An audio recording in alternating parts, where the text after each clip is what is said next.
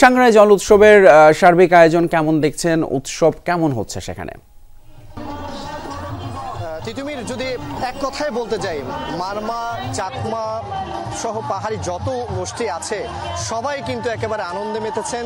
কিছুক্ষণ আগেও তারা জলখেলিতে মেতেছেন, জল খেলেছেন, একে অপরের গায়ে পানি ছিটিয়েছেন, নাচে গানে সাংস্কৃতিক অনুষ্ঠান সবকিছু মিলে ভিন্ন একটা আয়োজন। এবং এই আয়োজনটা অন্যান্য যে বর্ষবরণ, আমরা বাঙালি যে বর্ষবরণ দেখি তার চেয়ে একেবারে ভিন্ন এবং খুবই ইউনিক ওয়েতে তারা এটা সেলিব্রেট করছেন। যদি এক কথায় বলতে চান, মানুষে যে যার যার মতো নিজের মন খুশি, মনের ইচ্ছে মতো তারা এই নববর্ষকে উদযাপন করছেন। সাংগ্রাইয়ের মাধ্যমে তারা এই বার্তাটাই দিতে চান প্রত্যেকটা মানুষের, শুধু উপজাতি নয়, বাঙালি অবাঙালি সবার নতুন বছরটা যাতে সুন্দর হয়। অতীতের যে সকল গ্লানি, ক্লান্তি, ক্লেশ, বিষাদ আছে সেগুলো তারা জলখেলিতে কাপড়ের গায়ে পানি ছেটানোর মাধ্যমে শেষ করে ফেলতে চান, ধুয়ে মুছে ফেলতে চান। এবং এখন আবার প্রস্তুতি নেওয়া হচ্ছে। জলখেলির দুপক্ষ থাকে, একটি পক্ষে ছেলে, একটি পক্ষে মেয়েরা, মানে তরুণ তরুণীরা একে অপরের গায়ে পানি ছিটিয়ে তারা এই নতুন বছরকে উদযাপন করেন এবং এটাই কিন্তু সাংগ্রাইয়ের মূল আকর্ষণ।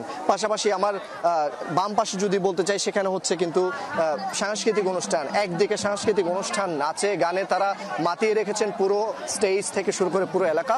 পাশে তরুণ তরুণীরা অপেক্ষা করছেন একে অপরের গায়ে জল ছেটানোর জন্য।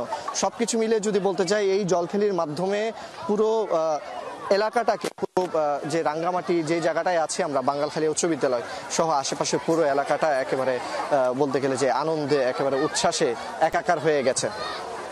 জুবাদ ইবনে শাহাদাত, অসংখ্য ধন্যবাদ আপনাকে।